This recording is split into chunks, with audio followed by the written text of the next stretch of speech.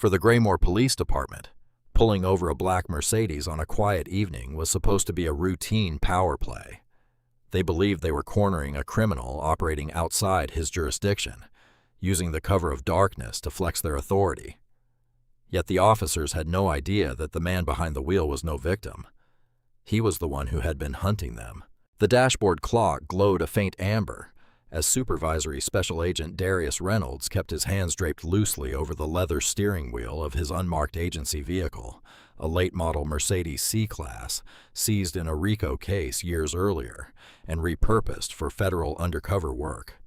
Rain slicked the asphalt of Route 119, reflecting the amber glow of the streetlights that lined the affluent, quiet streets of Graymore. Graymore was a wealthy, insular suburb just outside the city limits. It boasted manicured lawns, sprawling colonial homes, and a police department whose reputation was an open secret in law enforcement circles. The Graymore PD was notorious for revenue policing and aggressive profiling. If you didn't look like you belonged in Graymore, you were pulled over. If you challenged the officers, you were arrested. Civil rights complaints had piled up for a decade, but they were always buried in internal affairs, shielded by a corrupt local government. Darius, a black man wearing a simple dark gray crewneck sweater and jeans, knew this better than anyone.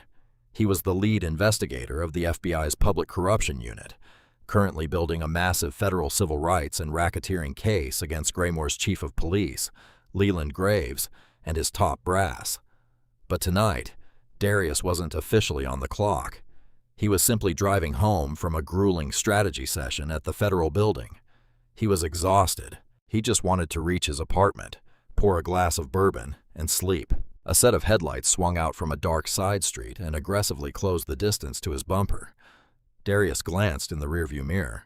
The silhouette of a Ford Explorer Interceptor was unmistakable. The cruiser rode his bumper for 3 full blocks, an intimidation tactic. The officer was running the plates, but because the Mercedes was registered to a shell corporation used by the Department of Justice, nothing would come back except a generic corporate lease in Delaware. To a hungry local cop, a corporate-leased luxury car driven by an unknown black man late at night was fresh meat. Darius maintained exactly 35 miles per hour. He didn't swerve. He didn't brake hard. He gave them absolutely zero probable cause. It didn't matter. The red and blue lights erupted in the darkness, blindingly bright, followed by the short, aggressive whoop of the siren. Darius let out a slow, controlled breath. "Here we go," he thought. He signaled smoothly, pulling over into the parking lot of a closed strip mall and positioning the car beneath the harsh glare of a halogen street lamp. He shifted into park, turned off the engine, and rolled down all 4 windows, a standard procedure meant to put an approaching officer at ease. He placed both hands firmly on the top of the steering wheel. In the side mirror, he watched the driver's door of the cruiser open. Officer Derek Harlan stepped out. Harlan was 26, built like a linebacker, with a tight buzz cut and a tactical vest weighed down by enough gear for a combat deployment. He walked with a heavy, swaggering strut, his right hand resting casually but purposefully on the butt of his sidearm. He stopped just behind the B-pillar of the Mercedes, keeping himself out of the immediate line of sight, and shined his heavy maglite directly into Darius's eyes. "License, registration, and proof of insurance," Harlan demanded.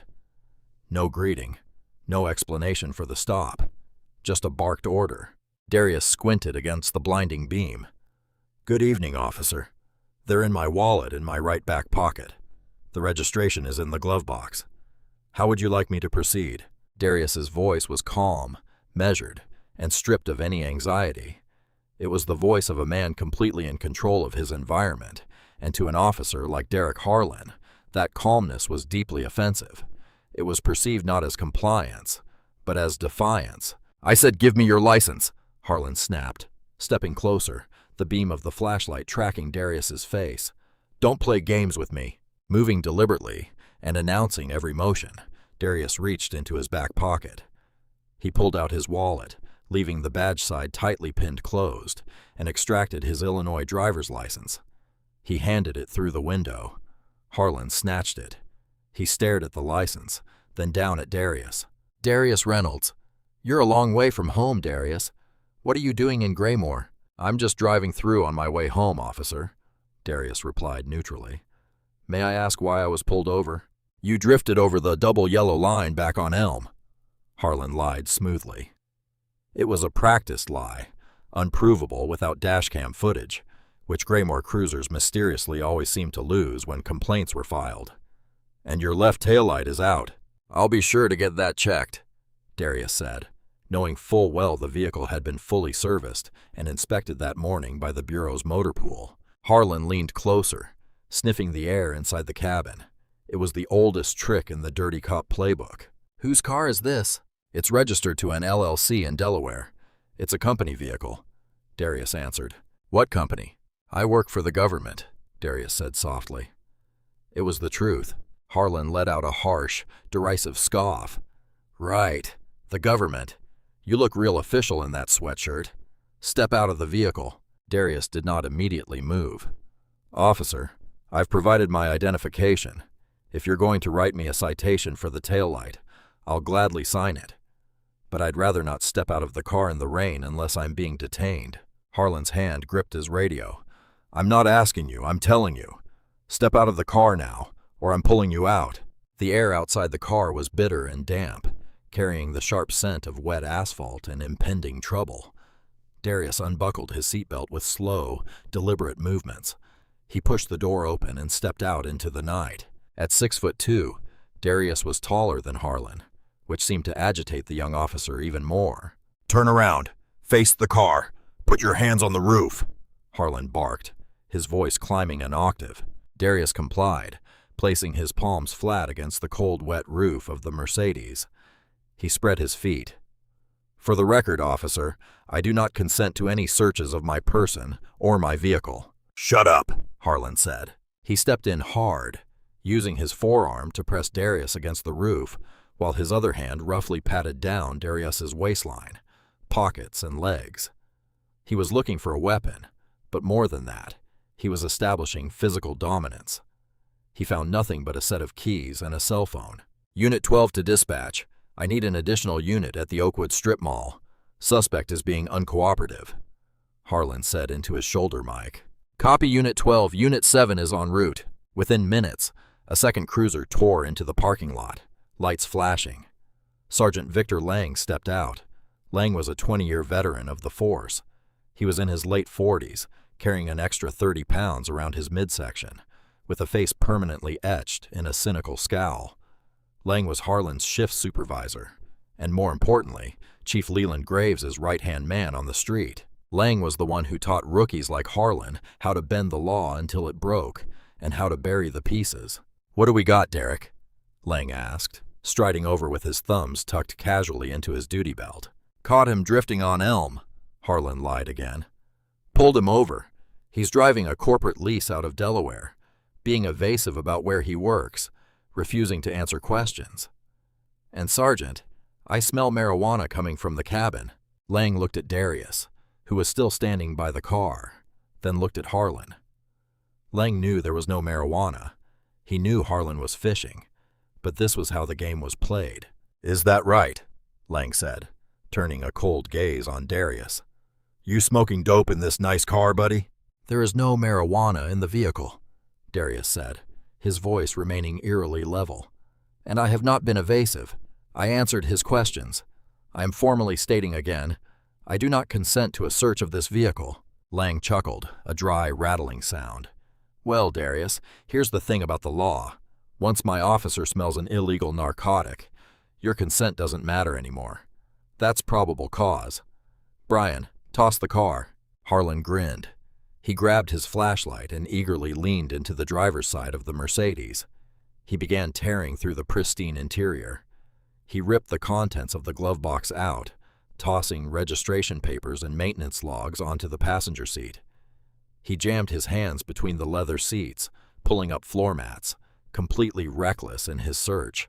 Darius watched silently from the pavement. He wasn't afraid. He was taking mental notes. Every violation of protocol, every civil rights breach, every lie, it was all being logged in his mind. Trunk, Lang ordered. Harlan popped the trunk release from the cabin. He walked around to the back and lifted the lid. Inside, there was no spare tire, no jumper cables. There was only a heavy-duty black Pelican case, secured with 2 thick steel padlocks. Harlan tapped the case with his flashlight. "What's in the box, Dave?" "That is private property," Darius said, "and it is locked. Even with your fabricated probable cause regarding a smell in the cabin, you do not have a warrant to breach a locked container in the trunk." Lang stepped closer to Darius, invading his personal space. "You've got a lot of legal words for a guy sitting in a parking lot at midnight. I'm going to ask you once. Give me the keys to the padlocks, or I'm getting the bolt cutters from my cruiser, and we're taking it apart." "If you cut those locks," Darius said, his eyes locking onto Lang's, "you will be making a career-ending mistake. That is not a threat, Sergeant. That is a fact. I strongly advise you to close the trunk, issue your citation, and let me go."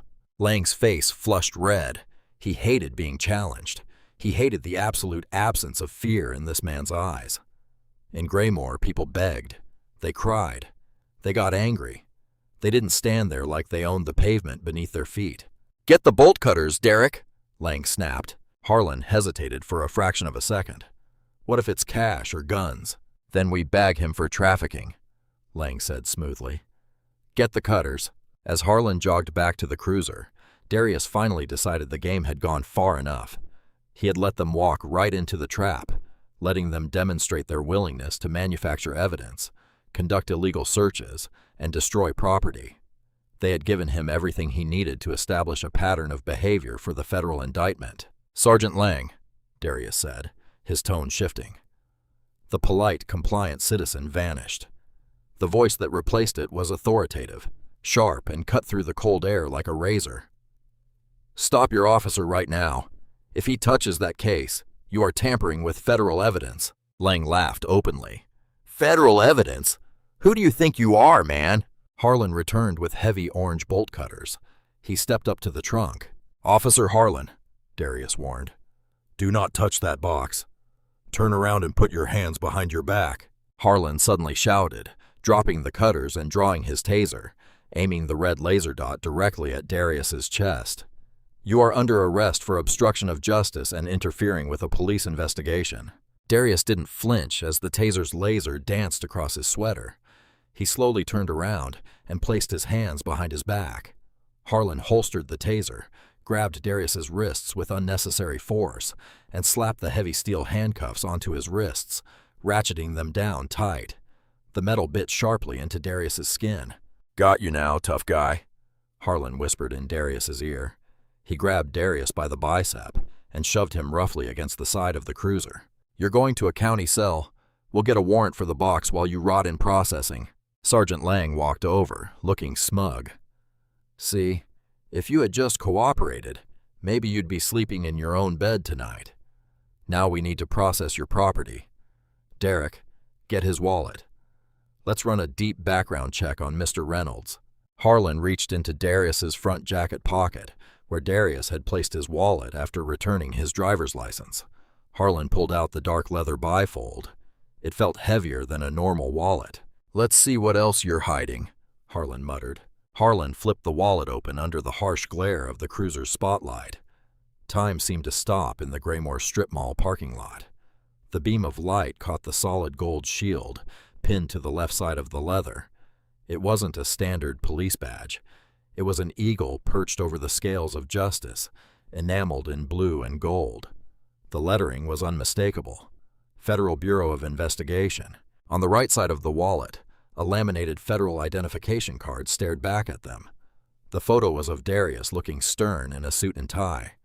The text next to the photo read, "Darius A. Reynolds, Supervisory Special Agent, Department of Justice, Public Corruption Unit." Harlan stopped breathing. The smug, aggressive sneer completely vanished from his face, replaced by a slack-jawed expression of pure, unadulterated horror. His hands began to tremble. The wallet shook in his grip. "What is it?" Lang asked, noticing his officer's sudden paralysis. "Does he have warrants?" Harlan couldn't speak. He just slowly turned the wallet around so Lang could see it. Sergeant Lang squinted at the leather. When his eyes recognized the gold shield, all the color instantly drained from his face. He looked like a man who had just stepped off a cliff in the dark and was waiting for the impact. "Oh my God," Harlan whispered, his voice cracking. Lang looked from the badge to the man currently handcuffed against his cruiser. The realization hit him like a freight train. The unmarked Mercedes, the corporate lease, the unshakable calm, the warning about federal evidence in the locked Pelican case. They hadn't pulled over a random civilian. They had pulled over the FBI. "Take the cuffs off, Derek," Lang said, his voice tight, choked with sudden panic. "Take them off now." Harlan scrambled to retrieve his handcuff key. His hands were shaking so badly he dropped the key on the wet pavement.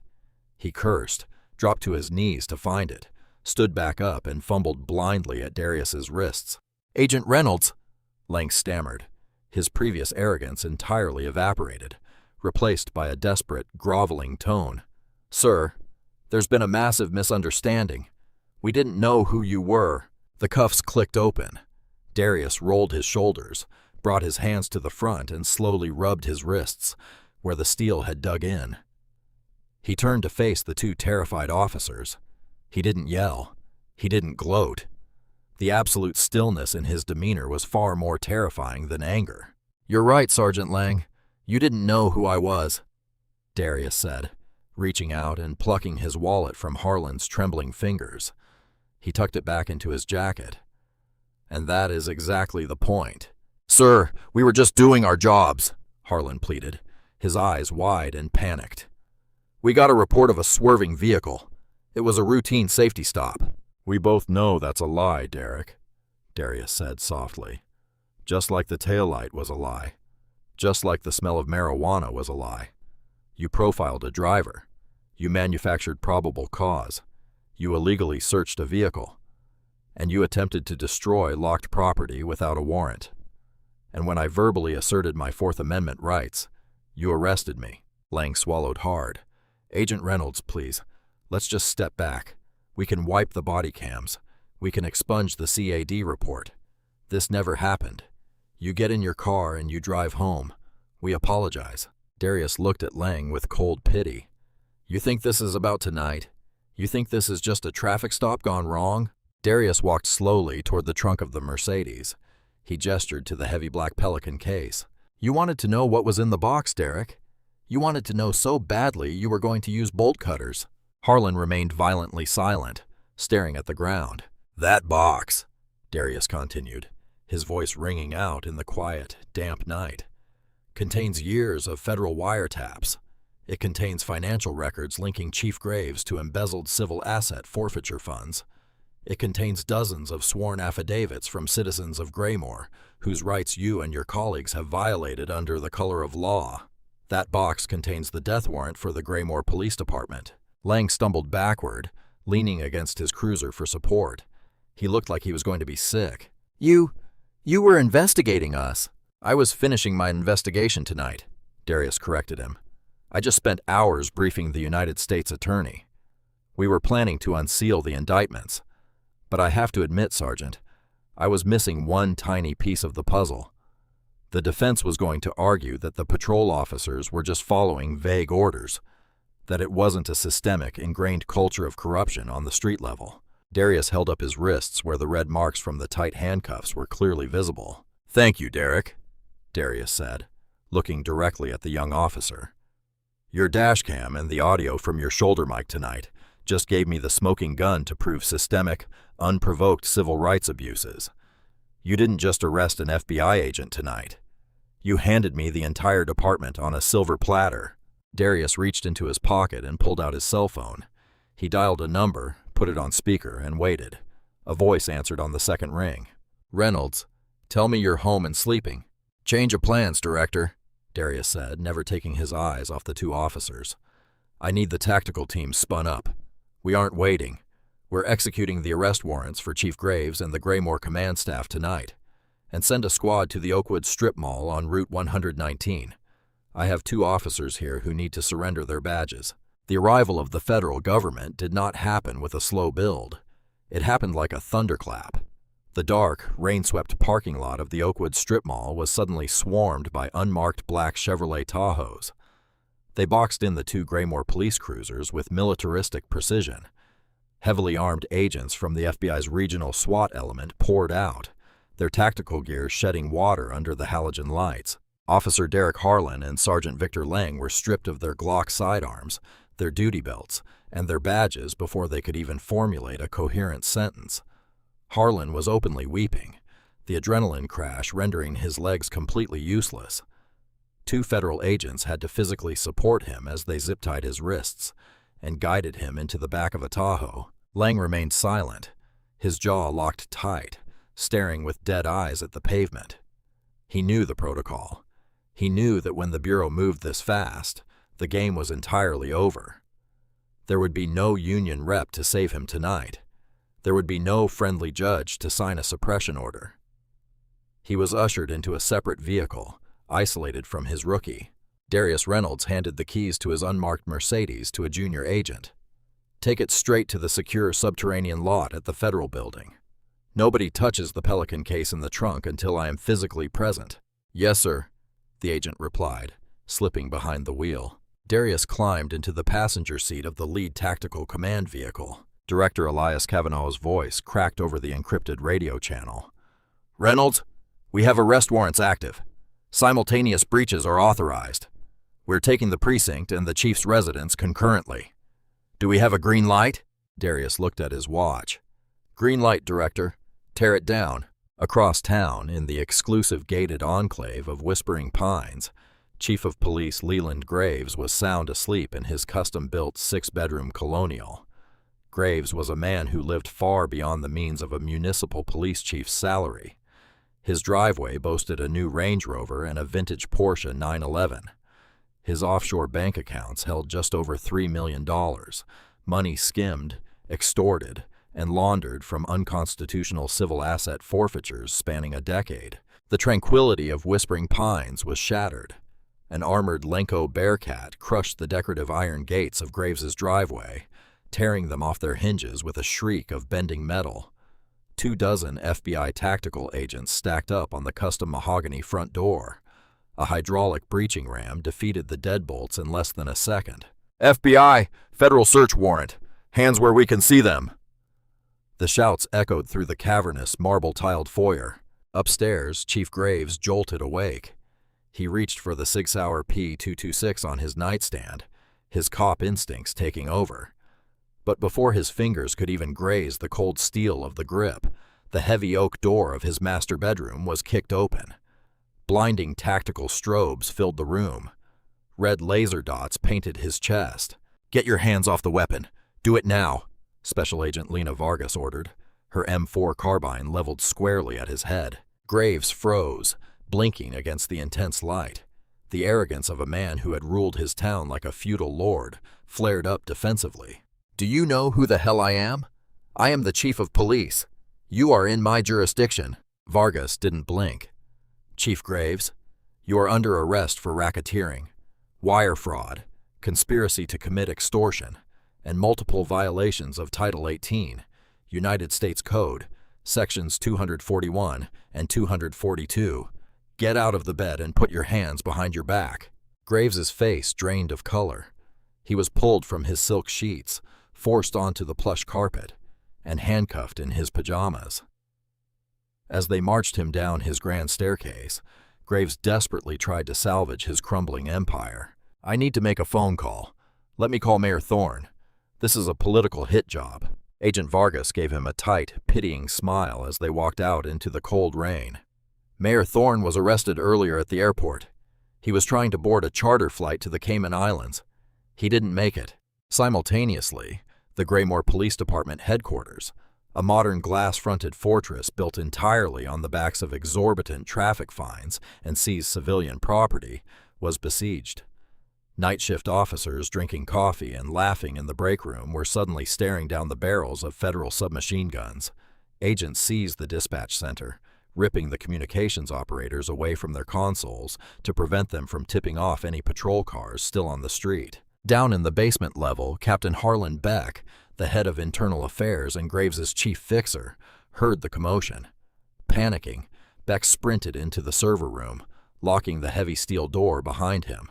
He grabbed a fire axe from the wall and began frantically swinging it at the primary server racks, desperately trying to destroy the hard drives that contained the department's altered CAD reports and illegal surveillance data. He managed 2 weak swings before a specialized federal breaching charge blew the hinges off the server room door.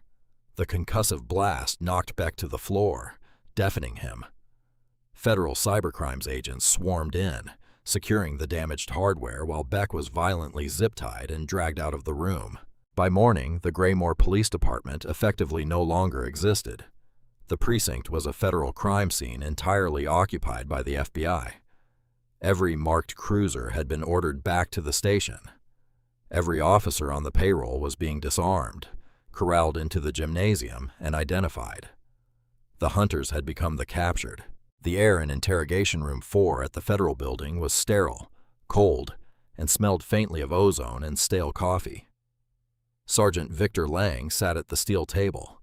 He had been given a paper cup of water and nothing else for hours. His uniform was rumpled. The spot where his silver badge used to rest was now just a patch of frayed fabric.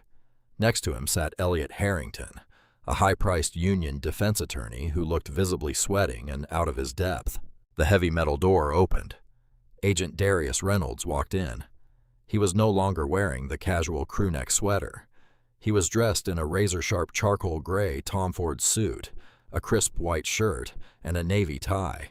He carried a thick red rope legal folder and a laptop. He sat down across from Lang, opening the folder with agonizing slowness. "Good morning, Victor," Darius said, his voice smooth, professional, and completely devoid of the intimidation tactics Graymore cops favored. Harrington cleared his throat. "Agent Reynolds, my client is a decorated 20-year veteran. The traffic stop last night was an unfortunate misunderstanding, an error in judgment by a rookie officer that my client was attempting to de-escalate. We are prepared to offer a full apology and brief administrative leave to settle this matter." Darius didn't look at the lawyer. He kept his eyes locked on Lang. "Mr. Harrington, this is not an internal affairs review. I am not here to suspend your client. I am here to dismantle his life." Darius turned the laptop around so Lang could see the screen. He hit play.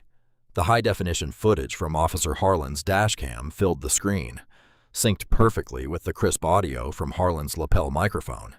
It showed the entire stop. It showed the unprovoked aggression. It caught the exact moment Harlan lied about the taillight, and the exact moment he lied about the smell of marijuana. It recorded Lang explicitly ordering his officer to retrieve bolt cutters to destroy a locked federal evidence container without a warrant. Title 18 U.S.C., Section 242, Deprivation of Rights under Color of Law, Darius recited, his tone surgical. "You and your officer conspired to illegally detain, search, and seize property from a citizen without probable cause. That alone carries up to 10 years in federal prison." "We kept that town safe," Lang rasped, his voice sounding like dry leaves. It was the tired, broken mantra of every dirty cop. "You don't know what it takes. We kept the garbage out of Graymore." "You kept the town lucrative," Darius corrected sharply. He pulled a thick stack of printed ledgers from the red rope folder and slid them across the table. Lang looked down. His breath hitched. "These are the accounting records from the department's Civil Asset Forfeiture Fund," Darius said. "Over the last several years, your unit stopped over 1,000 out-of-town drivers. You seized cash, vehicles, and jewelry under the guise of suspected narcotics trafficking. You never filed criminal charges against the vast majority of those drivers, but you kept their property. It's a textbook shakedown." "I was just following orders," Lang said, his eyes darting to his lawyer. "Chief Graves directed the aggressive interdiction units. I just ran my shift." Darius leaned forward, intertwining his fingers. "Here is where your situation goes from bad to terminal, Victor. Do you remember the corporate lease on the Mercedes you pulled over last night?" Lang frowned, confused by the pivot. "You said it was a government shell company." "I lied," Darius said simply. "The FBI didn't lease that vehicle. We seized it. The Delaware LLC that holds the lease on that Mercedes is called Apex Holdings. Does that name ring a bell?" Lang's eyes widened in slow, creeping horror. Yes, Darius whispered. Apex Holdings is the primary shell company Chief Leland Graves uses to launder the cash he skims off the top of the department's forfeiture fund. He's been stealing from his own office's slush fund. We tracked the money. $3 million sitting in offshore accounts under his name. When you pulled me over last night, you weren't just profiling a black man in a nice car. You were unwittingly pulling over a vehicle registered to your own boss's money laundering operation. Elliot Harrington, the lawyer, slumped back in his chair, taking his glasses off and rubbing his temples. He knew a checkmate when he saw one.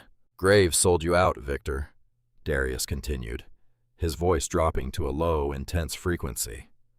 He let you and your boys take all the risk on the street. He let you perform the unconstitutional stops. He let you rack up the citizen complaints. And while you were making your salary, he was quietly siphoning money into the Caymans. And right now in the interrogation room next door, Chief Graves is trying to cut a deal with the U.S. attorney. He is currently blaming you. He says you ran a rogue shift. That lying son of a... Lang hissed, slamming his fist onto the steel table. The loyalty among thieves instantly evaporated. He's giving us the street cops to save himself. Darius lied flawlessly. In reality, Graves was stonewalling, demanding a lawyer and refusing to speak.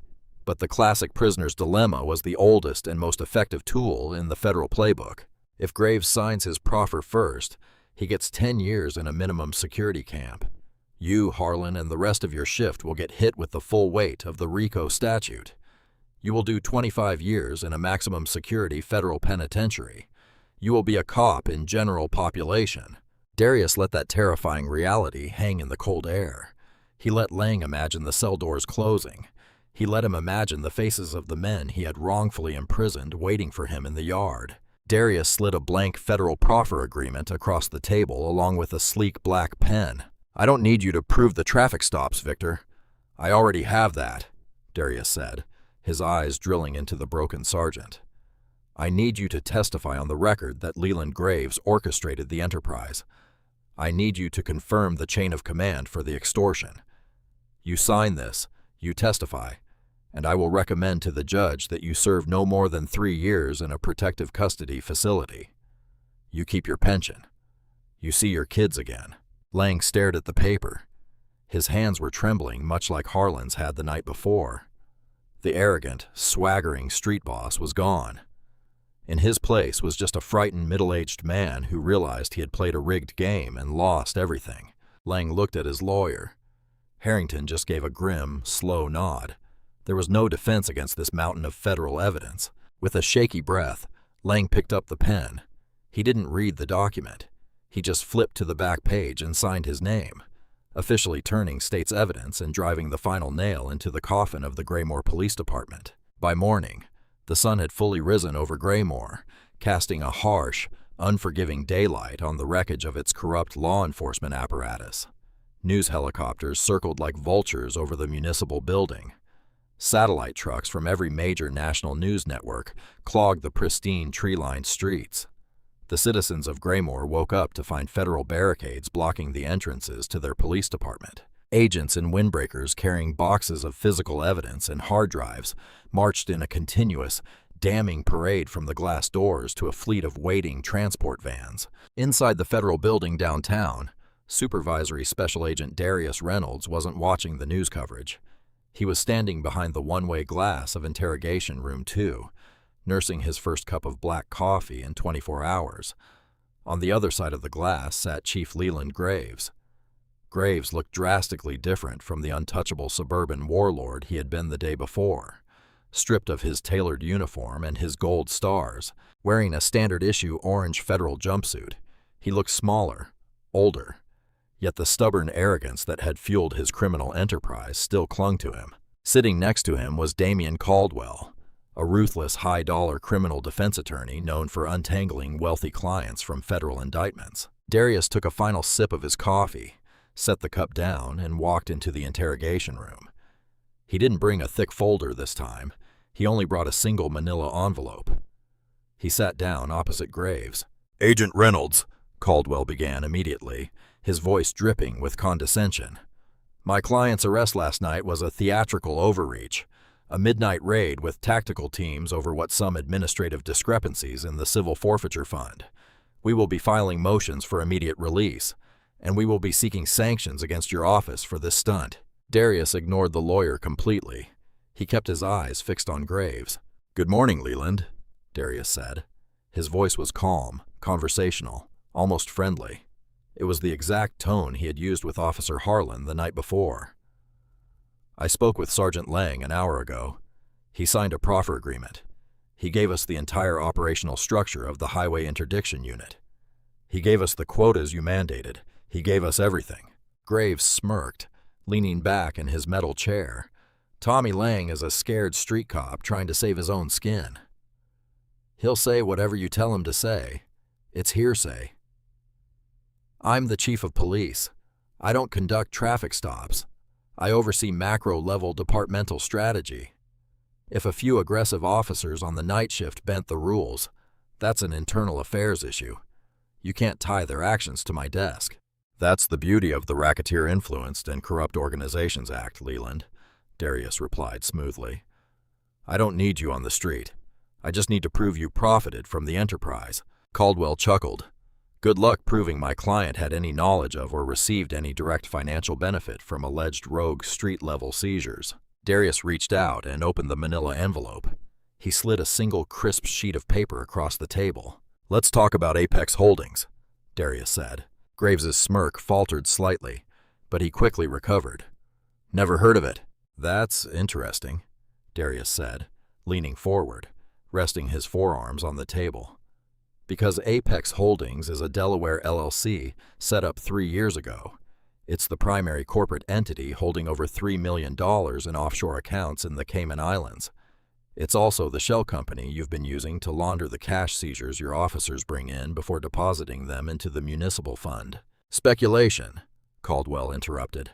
"You can trace an LLC, but you can't tie the beneficial ownership to Chief Graves without violating international banking privacy laws, which you don't have the jurisdiction to breach."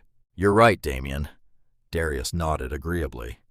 "The Caymans are notoriously uncooperative. Getting a subpoena for those banking records would take years, and even then it would be a coin toss." Darius tapped the single sheet of paper sitting in front of Graves. "So we didn't use a subpoena," Darius explained, his voice dropping into a register of absolute chilling finality. "We used a honeypot." Graves leaned forward, his eyes narrowing as he finally looked at the document. It was a wire transfer receipt. "6 months ago," Darius continued, "we arrested a mid-level money launderer operating out of Miami, a man named Gregory Harlan. Do you know Gregory Harlan? He's the financial fixer who set up Apex Holdings for you." All the blood instantly drained from Graves's face. He stared at the name on the wire transfer. "Gregory didn't want to go to federal prison," Darius said softly. "So he agreed to cooperate. We took over his communications. For the last 6 months, every time you thought you were securely messaging Gregory to transfer skimmed Graymore police funds into your Cayman accounts, you were actually messaging a federal agent in our cyber division." The silence in the room was absolute. The hum of the HVAC unit suddenly sounded like a jet engine. "But we didn't just monitor the transfers, Leland," Darius said, delivering the final crushing blow. "We intercepted them. The Cayman accounts never existed. For 6 months, you have been voluntarily wiring extorted cash directly into a secure escrow account controlled by the United States Department of Justice. We have the digital fingerprint of every transaction initiated from your personal IP address using your secure passwords, depositing funds into our trap." Damien Caldwell, the high-priced attorney, was staring at the document in stunned disbelief. His mouth opened, but no words came out. He looked at his client, realizing he was defending a walking corpse. "And to add insult to injury," Darius added, a faint humorous smile touching the corners of his mouth, "we used some of those intercepted funds to lease the undercover vehicles for this operation. When your officers pulled me over last night in that Mercedes, they were pulling over a car paid for by your own laundered money. You financed your own federal takedown." Graves stared at the paper. His hands began to shake. The walls of his carefully constructed, untouchable kingdom had just imploded, leaving him entirely exposed. There was no political cover. There was no legal loophole. He was trapped in a federal cage of his own making. "You didn't just break the law, Leland," Darius said, standing up from the table. "You perverted the very concept of justice for profit. You turned a police department into an armed street gang, and now you're going to pay the tab." "Wait," Graves croaked, his voice cracking. The arrogance was completely gone, replaced by the desperate, hollow panic of a cornered animal. "What kind of deal can we work out? I can give you the mayor. Thorne knew about all of it. He took a cut of the municipal funds to approve my budgets. I can testify against him." Darius looked down at the former chief of police with undisguised contempt. "Mayor Thorne surrendered to the FBI at the airport last night," Darius said coldly. "He already gave us his statement. He blamed the entire operation on you. The bus has already left the station, Leland, and you are under the tires." Darius turned and walked toward the heavy steel door. "Agent Reynolds!" Graves yelled, standing up, his handcuffs clinking against the table. "You can't do this. I have 25 years on the job." Darius paused at the door, looking back over his shoulder. "So did the people you swore to protect, Leland. Enjoy federal prison." He opened the door and walked out, leaving Leland Graves to the deafening silence of his ruined life. The fallout from the Graymore corruption bust was swift, absolute, and sent shockwaves through the national law enforcement community.